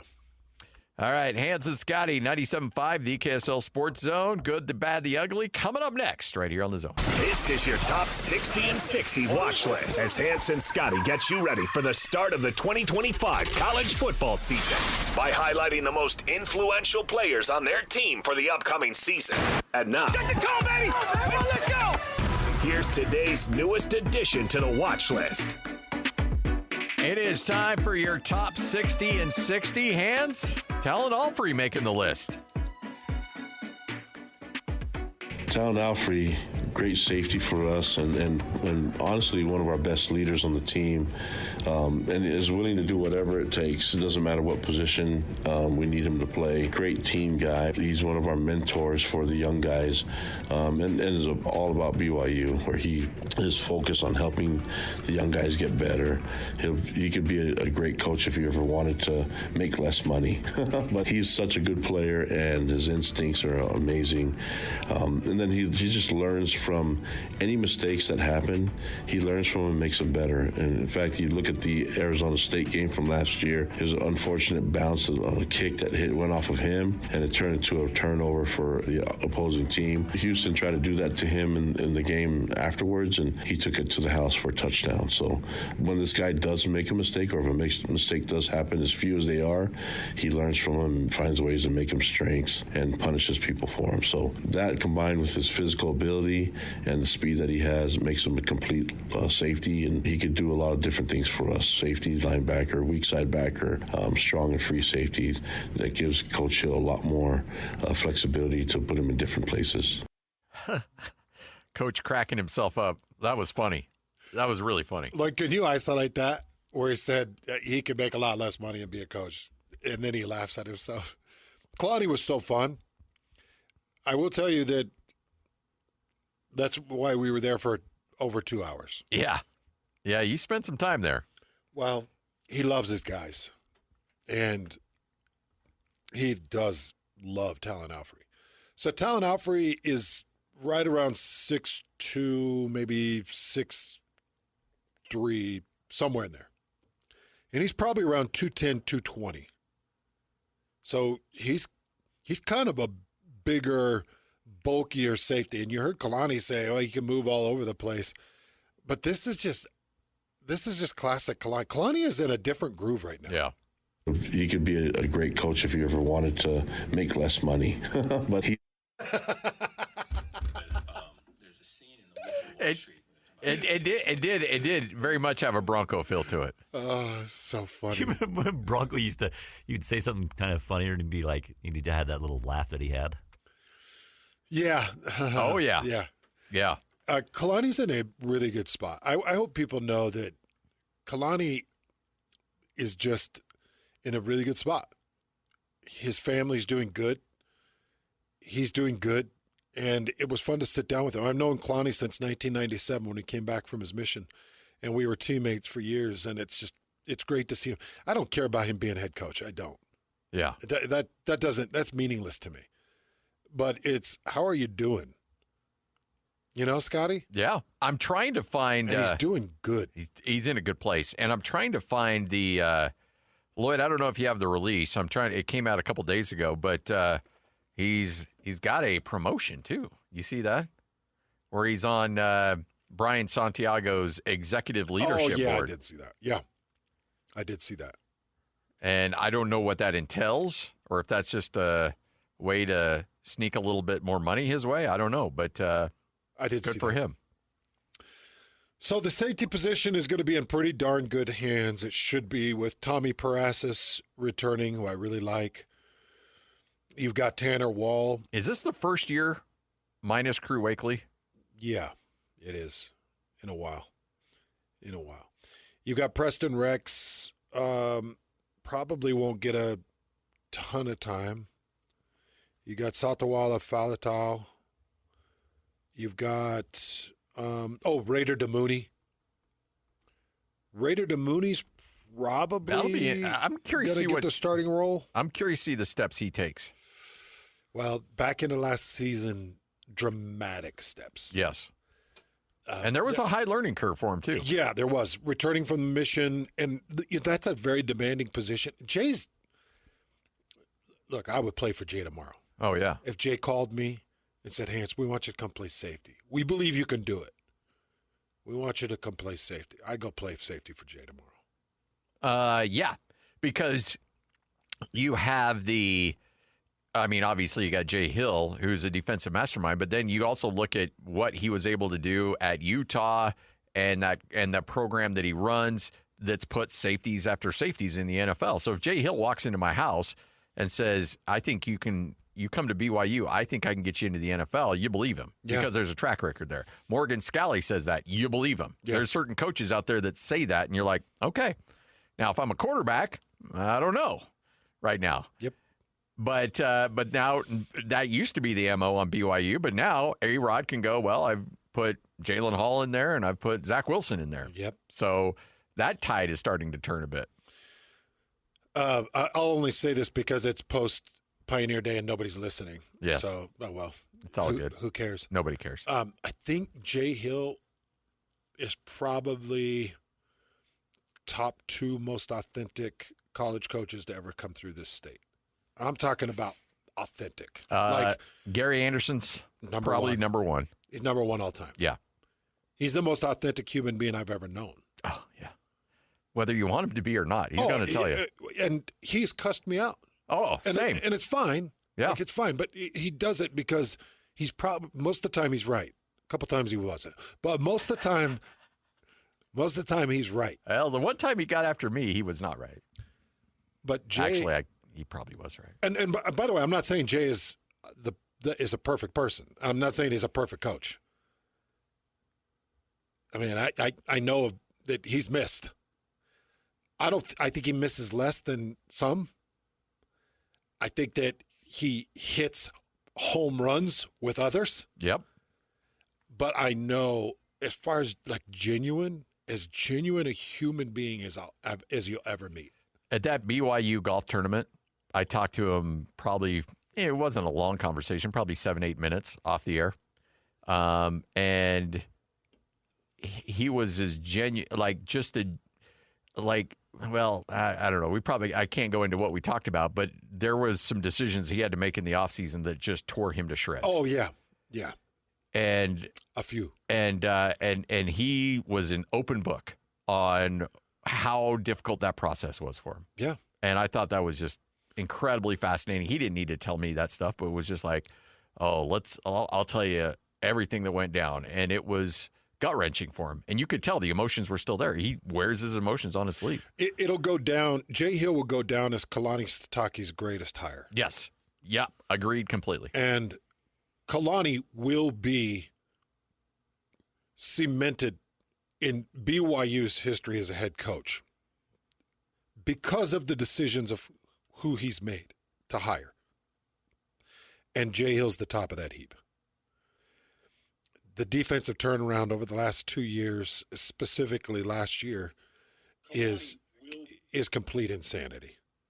What he did from year one, what he did 3 years ago to his first year, and then from his first year to his second year, it's huge jumps. Now, I can't sit here and expect the same type of jump. I won't. No. And I don't believe it's going to happen. No, it's impossible to happen. But I do expect a high standard, and a lot of it's going to start with those safety positions. It's funny because I'll go back 2 years ago, calling those games for BYU. That was my first season calling games for BYU. Being on the road at Arkansas, knowing KJ Jefferson and his field vision and what he was able to do. And I'm watching Jay Hill because I've always had good safety depth recognition. My eye sees good safety depth. So I can see what they're trying to do with a free and what they're trying to do with a strong and what they're trying to do with a nickel. As far as corners go, a lot of times I can see press and I can see double and I can see certain things that corners are doing. But my eye catches safeties pretty well. Watching Jay manipulate safety movement, depth, and positioning is like, I can see it. And one of the safeties against Arkansas, I believe it was against Arkansas, got out of position, gave up edge contain, and gave up a big touchdown based off of safety depth. And maybe it was their running back got off the edge. And it was all because the safety was at the right depth, and he was right where he was supposed to be, and he was right there to pressure outside in, whiffed, and there was nothing behind him, and the guy never saw the field again. He was done. And it was a big name. Like, he was supposed to be starting, and he was done. And I remember thinking, you just don't screw Jay Hill. Like, just do what he tells you to do. He had you in position. You were right where you need to be to make the play. Just make the play. How many times did you bring up safety depth the year prior to Jay Hill showing up? You brought it up a lot. A lot, yeah. Yeah, a lot. About guys just not being where they needed to be. Horrible depths, horrible positioning. I forgot about that. But Yeah. that was a big sticking point with you. Well, it's irritating to me because safety depth and movement and being precise, being accurate, it's critical. And it's something Morgan Scalley is exceptional at. Like Morgan's defenses with some of the elites, the Brian Bleckens, and some of the bigger safety play that they've had. There's a reason that Morgan Scalley, Kyle Whittingham defense has been great, but that's what Jay Hill brings. He brings precise safety, precision, and also you can't screw around with Jay. Like you jackwagon around for a minute, and you're not going to see the field. And there's two names I could give you of guys that would remember we were talking. Oh, this guy's he's starting safety. I think both years, I think this guy was maybe even on our 60 and 60 that we whiffed on so bad. I mean, our voters whiffed on. Our voters whiffed on so bad. Yes. Thank you for correcting that. Yeah. But that's why, like Raider DeMooney, just listen and be right where you're supposed to be. Don't, these safeties think, oh, it's an instinct and I'll ball hawk it. Don't go off script. Don't. Just do what Jay's asking you to do. And you'll be there. And then just make the play. Yeah, there's a reason that BYU last year, did they lead the league in interceptions? Ooh, I think they may have. Or was it 2 years ago they led the league in interceptions? Was it the first year? I think it was last year. It might have been both. It could have been. There was high pick volume. There's a reason. Hans and Scotty, 97.5, the KSL Sports Zone. 22 interceptions. I don't know what the count was in relation to everybody else in the Big 12. Do you know how ridiculous that is? 22 interceptions. More interceptions, double the interceptions than sacks. Yeah, year before that was 14, and then the year before Jay showed up, 8. Yeah. So it changes dramatically. Yeah. So you go 22, 8, Jay shows up, 14, the next year 22. It's funny because 24 and a half interceptions this year. People wouldn't know this. Over under. But a lot of my color analysis is safety depth recognition first, and then it goes to trench. Because safety depth, what you learn as an offensive lineman in the NFL, safety depth influences everything. Safety depth is one of the primary sources of any type of audible, any type of a positional change, any type of responsibility for guards. A lot of times our pocket protections were based off of safety placement, safety depth, and recognition. So the first thing my eye does when I'm getting set to call the color off of a play is safety depth, and then it's even or odd front. Those two things, and that can tell you a lot of what a defense is trying to do in a given play. And I'm expecting interesting defenses from BYU this year, as you know. Yeah. There's going to be some creativity. Well, if you've got the horses to be able to do it, or sometimes you have to disguise when you don't have the horses. You know, you have to, sometimes there's some smoke and mirrors going on there too. As an offensive lineman, give me an even front all day long. Oh, I bet. Yeah. All day long. Odd fronts with unique talent on a field, I don't like it. Yeah. Because all of a sudden you're trying to pass set on a 230-pound blitzing linebacker that shows up as a 5 technique, and you're like, who's this guy? And why did he just dip under my hands? And his hands are quick. I hate that crap. I don't like this. I can pass set. I could pass set on, and I'm talking even in the NFL. It's the one thing that really carried me over and gave me a second year as an offensive lineman, a third year in the league. I could pass that on anybody, any D tackle, anything that was 265 to 330, 335. But we had a linebacker named Marcus Washington, and he would show up in practice, and they would switch him across the line. Anytime Marcus showed up, I'd whiff. And when you whiff in one-on-ones or you whiff in practice in the NFL on a certain build or characteristic, And then you see it in a game and you're like, ah, crap, I'm not good on this one. But I could set on any big. Yeah. But I just think safety play is going to be great for Jay this year. 151, Whole World News coming up next. 97.5, the KSL Sports Zone. Go! It's time to span the globe for the hard-hitting news you care about. Well, not really. But hey, at least we found it interesting. This is Whole World News on 97.5, the KSL Sports Zone. We've got the whole world in our hands. You got the whole world in our hands. We've got the whole world in our hands. We've got the whole world in our hands. We've got the whole world in our hands. You got you and me, brother, in our hands. You've got you and me, sister, in our hands. You've got you and me, brother, in our hands. Whole World News on a Friday right here on 97.5, the KSL Sports Zone. Hey, do you see the thing I showed you yesterday? Or that I tweeted at you? The story that came down. I'm like, we don't have Whole World News because we're not on the air. But Oh, yeah, I did. Yeah, the arrest. The arrest of Chuck E. Cheese, the actual Chuck E. Cheese. The guy was getting booked and handcuffed, and he was still in the Chuck E. Cheese costume. Yeah, that's a better story than the one I've got. So here's what. Let me give you the headline. This is the story of the headline, and then we're going to move to your story. Oh, okay. This is from KTLA Channel 5. This is LA putting out the headline. Serial butt sniffer arrested again in Burbank. Again. This guy can't stop sniffing butts. He goes to like stores. He's like Buster at a dog park. Yes. And he'll be like, oh, let me just get that bread. And he'll get down there and he'll whiff a butt. No. Yes.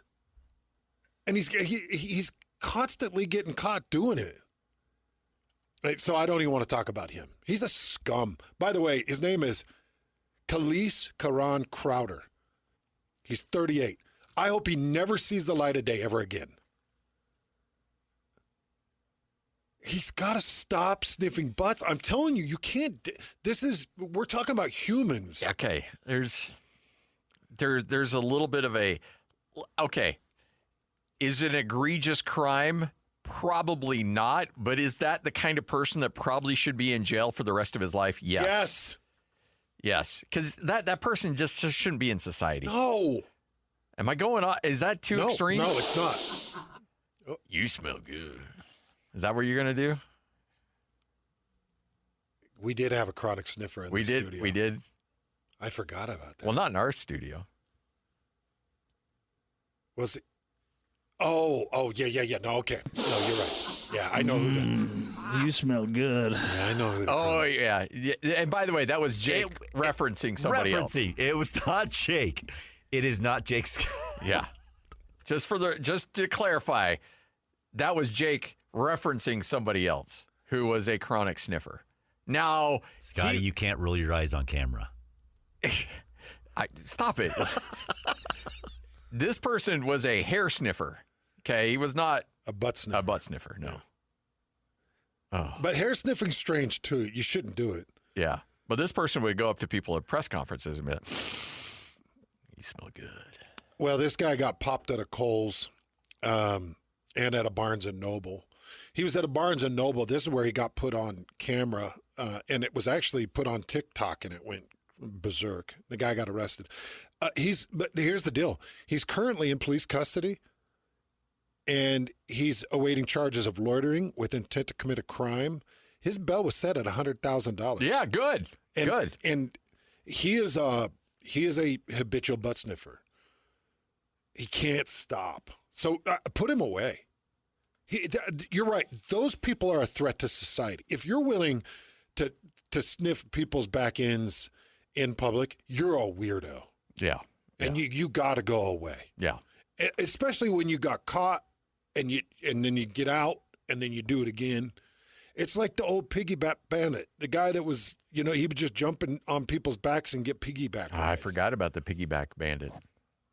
He caused a lot of trauma for people because he would just jump on their back and then say into their ear, piggyback, I'll give you a piggyback ride. And he loved piggyback rides.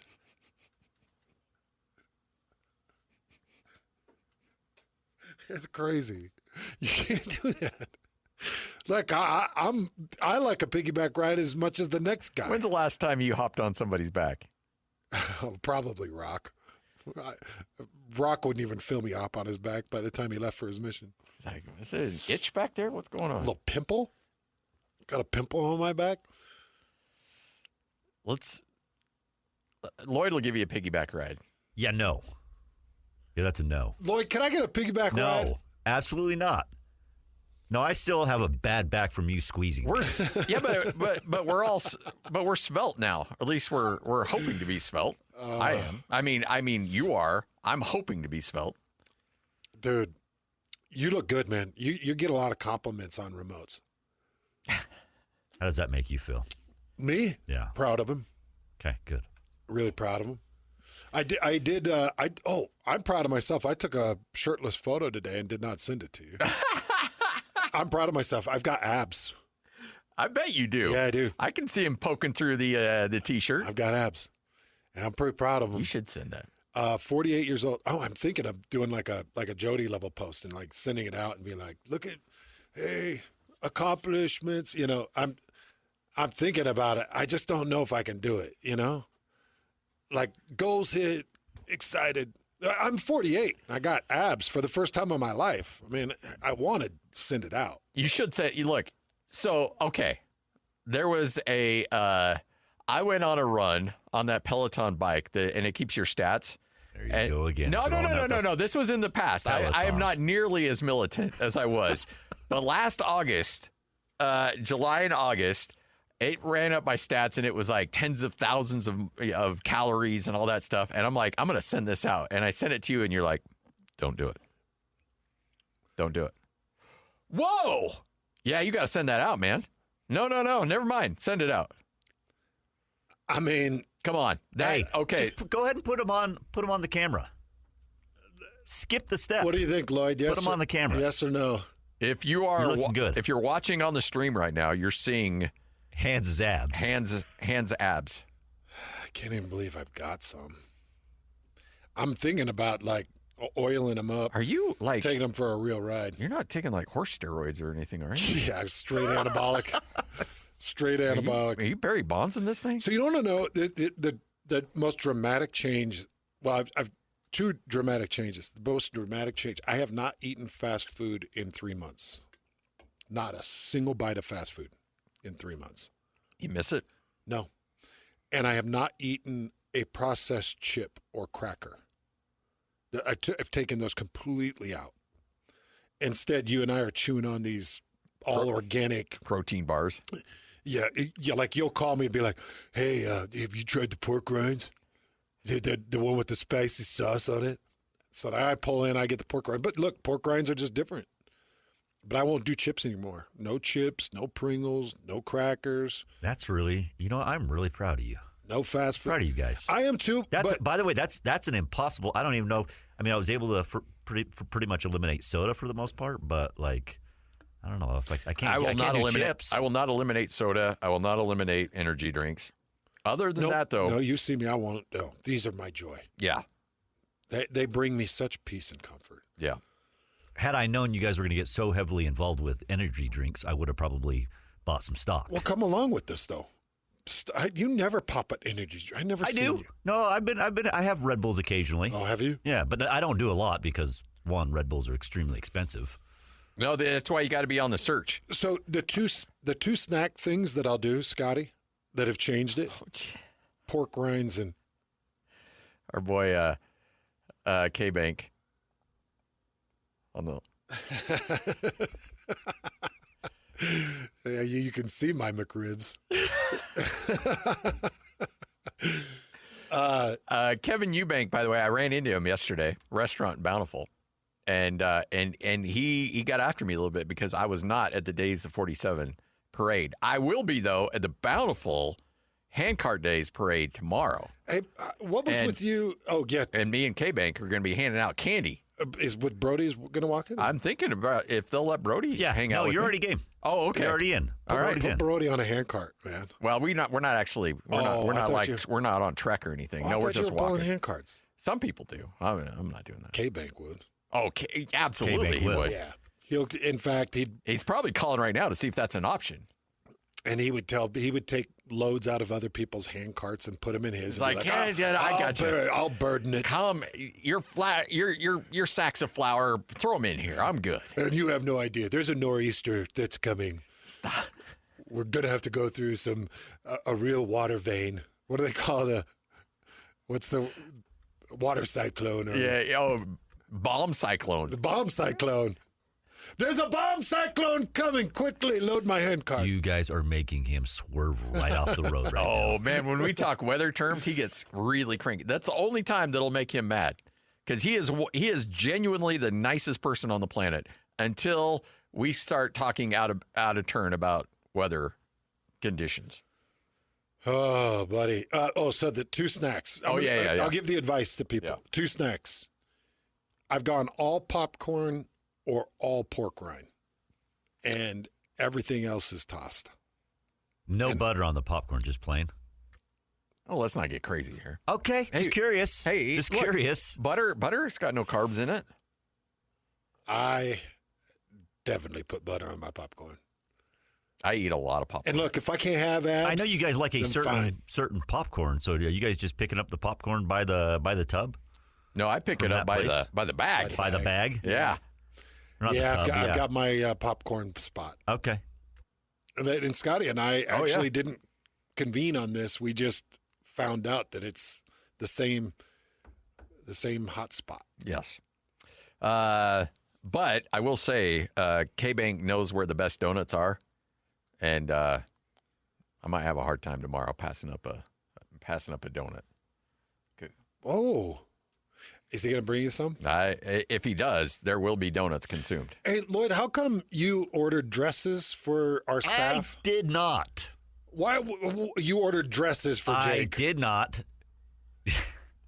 I'm not even kidding you, Jake. Jake is like 6'1", and so is he really 6'1"? Yeah, he's about 6'1". Oh, Jake? I actually always thought we were fairly close in size, and we're actually not. So I went with an XL. I thought it was fine. And by the way, that picture that he sent out is a little bit, he took it at a funny angle. Let's just say that. Because he made it look like a dress. It looked like a dress. It went to his knees. I'm sending you guys a picture right now that I took from the TV, and it wasn't that bad. The shirt went to his knees. It wasn't. And it was just an XL? An XL. Yeah, that looks like a 2X on him. And the Channel 5 logo covers his whole pectoral. Okay, I just sent you guys the picture. You tell me that looks bad. He took it at a funny angle. Like you were ordering a shirt for Homer Simpson. And he did that on purpose. Well played. But he does look like he's doing a mall walk with the elderly. Okay. Well, that's Jake. I don't know what to tell you on that. I have never... there is not a human out there that is more like a South Park character than Jake Scott. He is a South Park guy.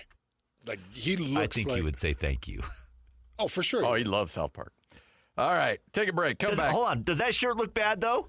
Look at that picture. In this picture, he does not look bad. No. Okay. No. I told you. He took it at a funny angle. Tyrone. Hans and Scotty, 97.5, the KSL Sports Zone. You're locked on to Hans Olsen and Scotty G. That's right. Yeah! On 97.5, the KSL Sports Zone. Hans and Scotty, 97.5, the KSL Sports Zone. Happy Friday, everybody. Let's just have some fun today. Yeah, fun every day. Hulk Hogan, rest in peace. Took a trip down the 80s rabbit hole. By the way, I know a lot of people, and we were going to talk about this in the good.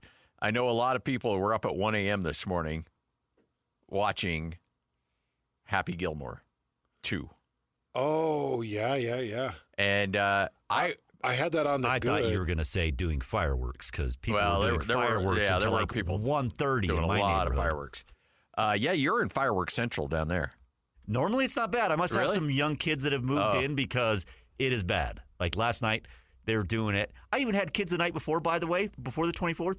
They were on top of the school shooting fireworks. Jeez, man. You got some hoodlums. It's like a war zone. Wow. But Brody and I were going to stay up, but we thought it was going to come out at 10 o'clock because sometimes those things will get released at midnight Eastern. Well, it was actually at midnight Pacific that the movie got released. And I'm like, I'm not staying up till 1 a.m. to watch Happy Gilmore 2. And so I have not seen it yet, but a lot of people have. And Hans, it's not, some people are pretty grumpy about it. That it's not performing well. So I looked at the ratings as of, I left the house at about 10:45, and I checked it right before I left, and it was at a 3.4 out of 5 star. Oh, really? Yeah, 3.4 out of 5 star collectively, which isn't That's not bad. horrible, but it's also not good. I am, just so you know, speaking of popcorn, I am getting a big thing of popcorn, and we are watching it tonight. Yes, I will be watching it tonight as well. I'm doing the podcast with Connor Pay and Chase Roberts. That's tonight. Yeah, in fact, 4 o'clock in Provo. So as soon as we wrap up here, I'm headed to Provo to sit down with Chase Roberts and Connor Pay and hit their podcast. Try to work in that maze. It's the kids that pay. Connor pays with Maze. It's always the pays that Maze. Yeah, it's not doing well. Where's it at now? Do you have star shares on it? Let me go to old Rotten Tomatoes. Well, Rotten Tomatoes did not have a ranking. It was too early in the release. Oh, really? Yeah. So as of this morning, Rotten Tomatoes did not have a ranking. Maybe they do now. Yeah, it's on 28 reviews from the nerds, the people out there that get paid for reviews. It's getting 57%. But from viewers, it's getting 73%. That's higher than it was. Does it have star share yet? Richard Roper said, yeah, it's a bit messy and self-indulgent, but it's often great, stupid, harmless fun. That's all I want. You know Eminem's in it. That's what I found out. Apparently, Scheffler's in it. John Daly apparently has got a big role in it. Justin Thomas is in it.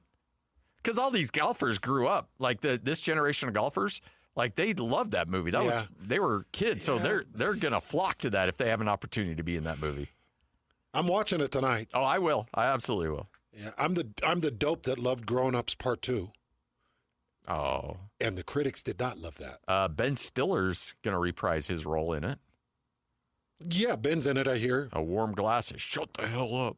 Yeah, Ben's interesting cat. But man, his character in that thing is incredible. But like you got Shooter McGavin. Travis Kelce's apparently in it. Scotty Scheffler. All right, so here's your golfers. Scotty Scheffler, Rory McIlroy, Bryson DeChambeau. Jeez. Brooks Koepka, Justin Thomas, Will Zalatoris. Holy cow. He put everybody in it. Yeah. Oh, wait, hold on. Let's go back to Happy Gilmore 1. There's Eminem. Reggie Bush apparently is in it. Dan Patrick. Wow. Yeah. Happy Gilmore 1. The only professional golfer he had in there, I keep wanting to call him Mel Torme, but it's the guy that would do this. That would always peek around the tree. New York City. Lee Trevino. Yeah. I don't want to call him Mel Torme. I don't even know if that's a name. It is. Mel Torme was a singer. Oh, is it? Yeah. Oh, okay. Yeah, I get the two mixed up. But, well, okay, so Lee Trevino, was there any other real golfers in Happy Gilmore 1? I don't think so. No. Because Bob Saget is not. Bob Barker. Bob Barker was not, no. Kevin Nealon. I feel like Craig Stadler was. No, never mind. That was Tin Cup, which you've never seen. I think you just tried to work that in there because you're mad that he will not watch Tin Cup. I was going to say Craig Stadler, the Walrus. Yeah. Hey, Lloyd went and saw some theater over the weekend or over the Pioneer holiday. I did on Wednesday, yes. Went and saw Footloose. So really? I'm going to that for my birthday. And I'm not going to tell you. I want you Next just. week. I just want you to see it for yourself. Is that- and then we can talk. Is that Eccles? No, at Hale Theater. Hell. Oh, okay. Yeah. Is it the center stage or is it like a full? Is it the middle stage? Yes. Yeah. Yep. They do a good job, man. Hell Theater is very, like, I have not seen a bad production in there. it's a very well kept.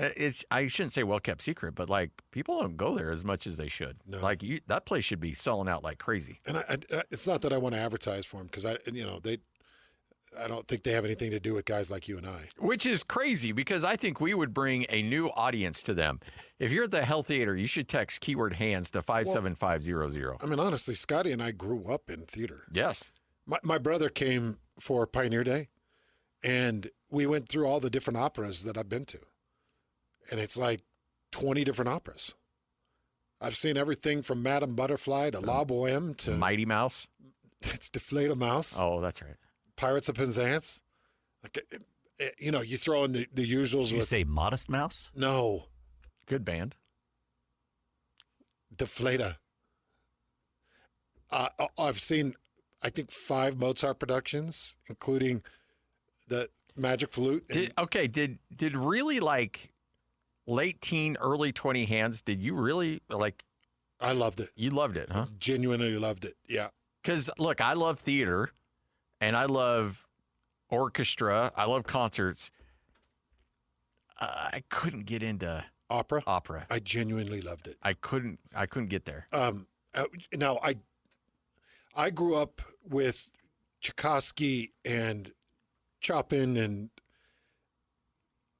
all like Beethoven and Bach. I grew up with all of that music in my ear 24/7. So I grew up with opera in my ear. Not that my brother wasn't discovered as an opera singer until like senior year in high school, headed to college, and then made his directional change like 3 years into college, and then graduated from the Cincinnati Conservatory with his master's. Which is still crazy. Which is hilarious because I found out that he's actually a Bearcat. Oh, really? University of Cincinnati. Yeah, because the conservatory is an attachment of Cincinnati. And he was asking me what road trips I have this year. And I was like, I'm headed out to call BYU Cincinnati. He's like, that's my Alma mater. Alma mater. And I'm like, huh? He's like, yeah, the conservatory is an extension. It's the arts extension, but it's one of the most recognized brands and names in all of arts. Anyways, I grew up with that stuff. I love opera. Love opera. And people are bored by Mozart's opera, but like Son of Figaro and some of these operas that he put out are powerful, like heavy hitters. You're able to follow the story and everything? So they always do subtitles above. Oh, okay. They've got a screen that hangs down and they subtitle it. Okay, I would need that, yeah. And so I would say 80% of opera you go to, they'll have subtitles. So you'll hear the music, and then if you want to get a feel for where you're at in the storyline, you just got to look up and read a few lines. See, I feel like we're even now after you really, like when we were down in Cedar City and I nerded out with that guy over the Shakespeare Festival, and then you looked at me like, I don't know who you are right now. Yeah, Shakespeare's not my, See, I like Shakespeare, but you don't, but you like opera, and I struggle with opera. Yeah, Shakespeare really lost me. I think people are probably losing a lot of respect for us. Who cares? Nobody's listening. It's post-Pioneer Day. Yeah. Hey, and guess what? If you don't know Shakespeare and you don't know opera, shame on you. Hey, and the people in the theater world, we're not going to say your name again. If you want to affiliate with us, you call us. Or just text HANTS. 57500. Hey, and guess what? Scotty and I will come out, we'll preview, we'll review, we'll hype, and then if we don't like it, we just won't talk about it. Yeah. So nothing bad, but all good. And to our listeners, if we're not talking about it, that means it sucks. Yeah. I'm dying to know where you're going to come out on this Footloose one. I really am. Well, it's my birthday present, so I'm hoping I enjoy it. Holy crap, that's coming up. Yeah, next week or so. Yeah. 2 weeks. Oh, please, Amanda. Do good. Do good. Well, she did. I mean... this is the... Yeah. Okay. Yeah, theater is No key lime. No key lime. No key lime. No. No key lime. No. I think there's going to be some key lime that's in the party room next door to the theater. Look, I'm fitting in the goal pants now. Don't re-goal me. Don't go 32s. She's like, Wait. I'm in a 38. Don't hit me on a what? What are you in? A 38. Oh, God, I think you said 32s. Oh, no. I was like, wait, what? Our guy over here. I'm in a 32. Our guy over here. You telling me we could wear the same pants? Let's go. Look at you go. But I'm over here That's looking awesome. like, I want to say Michael Keaton, who's George Michael's in these pants. Yo. I mean, I'm all bound up in them. But I do fit in a 38. It's just, you have to stuff myself into Oh, stop it. No, you got to stuff those abs in there, man. a couple of badgers fighting in a gunny sack.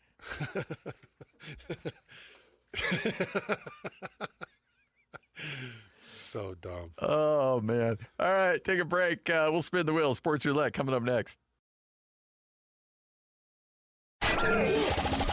The wheel is loaded, and it's time to talk some sports. This is Sports Roulette with Hanson Scotty on 97.5, the KSL Sports Zone. Hope you're all having a great Friday. Hopefully you're not working. Hopefully you're just chilling out at home, driving around, running a couple errands, still enjoying the holiday. Yeah. Like a normal Utah would do. That's what our pioneers wanted us to do, our ancestors. Darn right, man. You not only take the 24th, but you take that 25th off. Pretty much like everybody else here in this building. It was a ghost town here in this building. Is the 25th an official holiday here, or just the 24th? No, just the 24th. Right. A lot of people working from home. Oh, yeah. Busy at home. I'm making those sales calls down in Utah County. I won't be able to come in today. Busy at home. Yeah. Hey, God bless you, man. I was reading a journal of one of my pioneer ancestors, and his name's Isaac Sorensen. So his dad, Nikolai Sorensen, was my third great grandpa that came from Denmark. Isaac was about 8 or 10 when they originally came from Denmark, and then made the trek from their landing point in New York to Salt Lake City. And Isaac was commissioned by Brigham Young. Isaac and Nikolai were commissioned by Brigham Young to go and settle Minden. Nice. So that's who settled Minden, Utah, there in Cache. Was my third great grandpa Nikolai and my great great grandpa Isaac. Love me some Minden, by the way. So I'm reading his journal.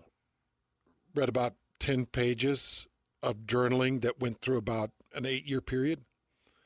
And in 1890, he was arrested for. He was charged with murder, and he was taken out of Minden and held in Ogden in 1890. From September till December. There was a horse thief that came through Minden, through the Cache region, and did a bunch of damage, and then tried to get out of there and head for the Idaho border. And so Isaac was assembling a posse with some other people from Cache to go and capture this guy that did so much damage.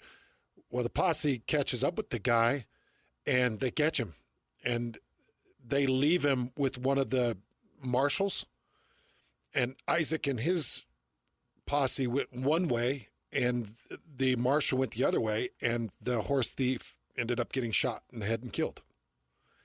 And 2 years later, they came and arrested my great-great-grandpa. 2 years later? 2 years later, came and arrested my great-great-grandpa and threw him in holding. He was acquitted. He was 100% acquitted. Yeah. He was held on $1,000 bail. His journal had everything in detail. It was awesome. He was held on $1,000 bail. And when he was released, the whole thing ended up costing about $150, which in 1890. Oh, yeah, it's a ton of money. $150 was a ton of money. But his journal talks about founding that Minden area, which would be the west side of Cache Valley. Yeah. Yep. Right by Wellsville. And the growth and development from about 1876 to 1890-ish, and what those guys did to establish that land in there, it's pretty incredible. That's an awesome Arrested story. on murder, though. Murder. You got you got. I mean, that would have been like back in the day. That would have been like the OJ trial in Cache Valley. Yeah, because the Sorensen name in that area was high level. Somehow he was able to prove that he was over a mile and a half away from the murder, from this vigilante being shot and killed. Crazy though. 2 years later. 2 years later. Yeah, like they have cameras back then. How the heck do you prove that? I'm surprised they even witnesses. Like, like obviously murder is bad, but you're stealing people's horses. That's livelihoods there at stake. Oh yeah, and they hunted him down. He was close to the Idaho border when they got him. Yeah, but they hunted him down. What's interesting too, like his journal entries talking about what our government was doing, sending judges into Salt Lake City and into Cache. They would send judges, prosecuting attorneys, marshals. They would send officials from back east. Our government was trying to infiltrate the area because they were trying to upend the Mormon culture. They were doing their best. When they marched the army and the 3,000 troops in to Cedar, they were ready to take Brigham Young out and put a new government leader in and make sure that our state was headed down the right path of government. Like the temperament in the 1880s in this state is just crazy. When you read and learn about where we were as a religious society and where we were in government management and where we were in just basic civility, it was impressive. It's not like what's that Netflix show, Primal Evil or Primal? Oh yeah. What is that? The church got sideways about? Yeah. Primal Fear? Primal Fear, is that what it is? No, I think that's movies from the 80s that you shouldn't have been watching as a kid. Evil Prime or something. You know what I'm talking about, that, right, Scotty? Yeah, no, I know exactly what you're talking about. So it's completely exaggerated. Like that show's completely exaggerated. But, I mean, there was a climate of intense feelings here. Oh, yeah. No, it was where our pioneers, and I say ours because these are my direct on both my dad's side and my mom's side, where our pioneer ancestors, they were done. Chased from Ohio to Missouri to Nauvoo, constantly harassed, their leaders killed, and then they get themselves all the way to Salt Lake City, and Brigham Young was like, we're done. We are done. We're not doing this anymore. If you guys want to keep busting our chops, we're going to settle in here. And they were ready. When that 3,000 troops marched into Cedar and they were going to upend and replant, and our members were like, let's do it. Why am I picturing like that scene from Young Guns 2 and the Regulators in that house going against the army? Yeah, but Young Guns 1's... Or maybe it was one. No, it was one. Not two. Not one two. is when they were held up in the home and they put Billy in the chest and rolled him out the window. That ending in that first Young Guns, guys, was so high end. When he pops out of that chest and Chavez comes out blazing. And who was it that went? Oh, Chavez got the horses. Yeah, he got the horses. Oh my gosh, Doc came out blazing. Yeah. That's a good movie, man. I got to watch that again. It's been too long. It's lived up. I watched it a couple of weeks ago. You know what's interesting about that generation is, and it's funny you bring that up because, like, I was reading, and I've got my great-great-grandpa kept a meticulous journal, just fascinating journals. I love the journal. And now, like, what are our great-great-grandkids? They're going to look at our Facebook posts, like, oh, ate a burrito today. Tasty. Like. Oh, wow, you wake surfed. Yeah, like, oh, wow. Well, apparently, Grandpa was excited because he found 3 for $5 of Rockstars and was really proud of himself, Wow, Bear Lake looks fun in the summer. Bear Lake gets windy sometimes in the summer. Oh, boy, great-grandma sure liked to take pictures of herself over and over and over again. Boy, Grandpa Hans sure loved his trout on the ice. He sure took a lot of shirtless photos. Oh, those Those aren't there. I Not can't many. believe you did that. There's not many. Hey, I only do it out of jealousy. There's not many, but there'll be a few. But yeah, you're right. Like our kids doing our Instagram journal are going to be like, ugh, that's your grandma, dude. When did brain cells start dying? Was that like the 1990s? And then did brain cells die in the 2000s? When did we lose it? Yeah. Because I'm reading my grandpa's journal, my great-great-grandpa Isaac's journal, and I'm like, these guys, he talked about summer was work and winter was play. Because if you didn't work in summer, then winter was not play. No. It's like, if we weren't ready for the winter, we were dead.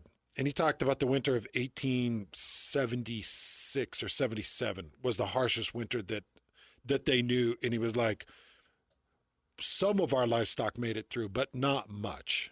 And it's like, cows are dying because of the depth of snow and the freezing cold. And he was like, then when we came out, then he talked about the different cricket hatches, and they would sit there and just wait on pins and needles because the eggs that were laid pre-winter would hatch into spring and then later summer would just devastate and destroy them. And they were like, man, we always had to ward against it.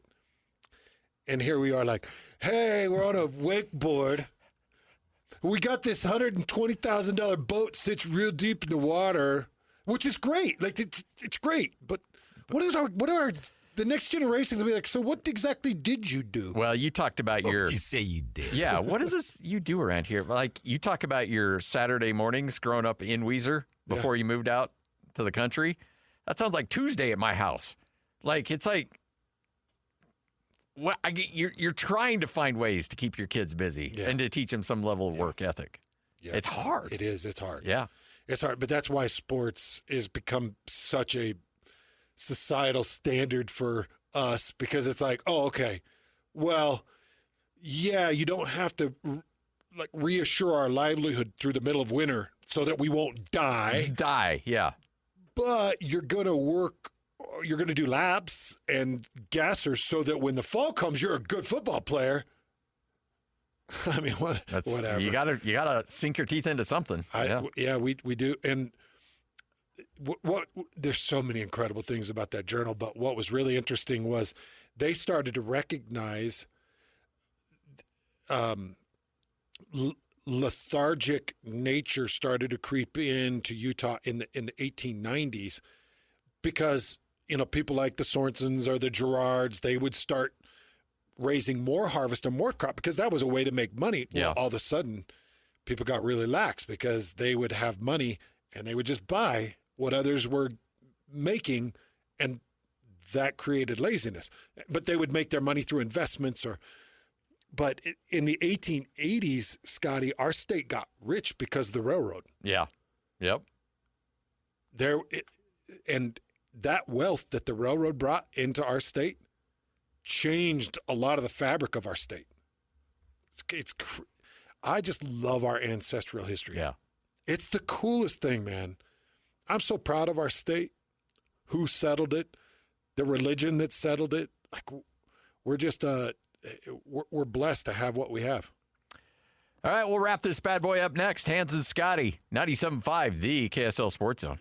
Looking for the latest on the Jazz, Utes, Cougars, and Aggies? Yeah! We've got you covered. This is Hans Olsen and Scotty G on 97.5, the Sports Zone. Hans and Scotty, 97.5, the KSL Sports Zone, wrapping up another edition of the show. Hope you all are having a great Friday, and hope you all will have a great weekend, too. Well, BYU reports for camp on Monday. Coaches are all assembling on Sunday. They're done, man. Yeah. The season's here, folks. Yeah, it's over. Hope you had a good week, a good 4 days. That's it. Yeah, because the recruiting period went hard and heavy. And trying to get the portal players and get the final pieces of your roster before you hit camp. It's crazy. I mean, somebody's out there trying to grave dig and find a quarterback, and they bring Jake Retzlaff in a week before camp starts. Yeah. Teams are desperate. I do think that's going to be an interesting storyline to see what he does with Tulane. Yeah. Yeah. Oh, there's no doubt. And look, you don't go somewhere unless A, you're getting money, and B, you're getting playing time. And he probably got a good chunk of both. Yeah, I'm assuming a good chunk of both. And they were good last year, so there's a chance. And they lost their quarterback to the transfer portal. That Tulane quarterback jumped in the portal and went to Duke. So he's taking over a pretty well-oiled machine that should win in that conference. It's not the toughest conference in the world. All right, that wraps it up for us. Hans and Scotty coming up next. JJ and Alex right here on 97.5, the KSL Sports Zone. Have a great weekend, and we will see you back here on Monday. Camp Day Monday. Talking college football. Yes, sir. Let's go. This is 97.5, the KSL Sports Zone.